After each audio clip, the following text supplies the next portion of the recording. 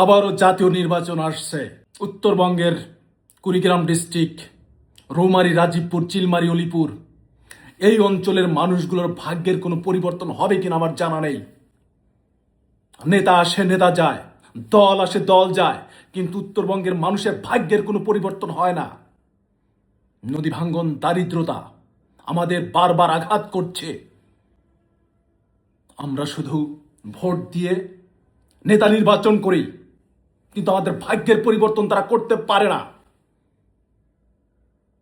রাষ্ট্রকে বুঝাতে সক্ষম হয় না উত্তরবঙ্গের মানুষও বাংলাদেশের নাগরিক। তারাও এই দেশের ভ্যাট দেয়, ট্যাক্স দেয়, জমির খাজনা দেয়।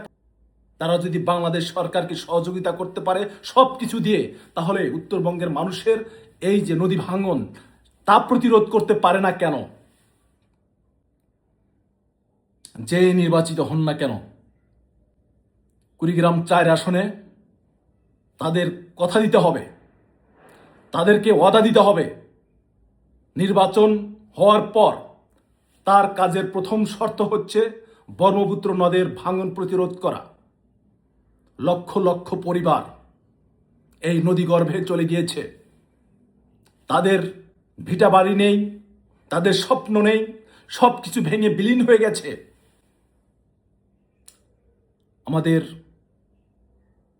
পরিশ্রম আছে, আমাদের মেধা আছে, কিন্তু ভৌগোলিকভাবে আমরা নদী ভাঙ্গন, বন্যা, খরা সব কিছু দ্বারা আমরা আক্রান্ত।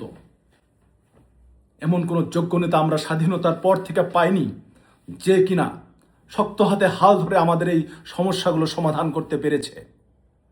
আশা করব আগামী নির্বাচনে যেই জয়ী হন না কেন, আমাদের অঞ্চলের জনগণ অদাধ্য হবে, যাতে করে প্রথম কাজ হয় আপনার এই নদী ভাঙন প্রতিরোধ করা। আমরা মঙ্গা কবলিত, মঙ্গা নামে নাম ধারণ করে সারা দেশের কাছে আমরা হাসির পাত্র হয়ে আছি। কি নেই আমাদের? অন্য অন্য অঞ্চলের মানুষের চেয়ে আমাদের জমি জমা বেশি আছে। এত কিছু থাকার পরেও কেন আমরা পিছিয়ে? একটাই কারণ, নদী ভাঙন। একটা বাড়ি প্রতি বছর একাধিকবার ভাঙনের শিকার হয়, সেই মানুষটার কি থাকতে পারে? তাদের ছেলেমেয়েরা স্কুল কলেজে ঠিকমতো যেতে পারে না, তারা শিক্ষিত হতে পারে না এই নদী ভাঙনের কারণে। আমি আশা করব এলাকার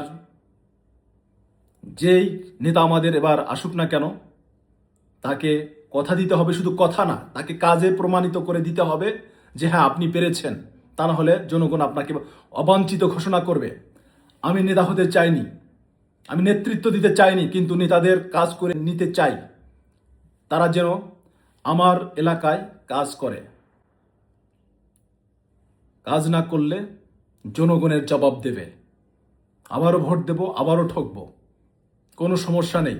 কিন্তু এবার যদি আমাদের এই উত্তরবঙ্গের ভাঙন প্রতিরোধ না করা হয়, তাহলে জনগণ এবার রাস্তায় নেমে যাবে। নদীর পানিতে সেই নেতাকে চুবিয়ে মারবে। মাইন্ডেড। এবার আমরা আমাদের পিঠ দেয়ালে ঠেকে গেছে, সামনে আমাদের আগাতে হবে। আমরা আমাদের অধিকারকে আদায় করে নেব।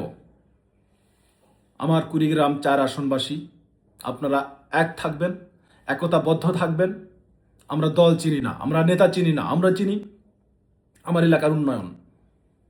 আমরা সবার আগে আমরা কুড়িগ্রাম 4বাসী, আমাদের আলাদা করে দেখার কোনো সুযোগ নেই।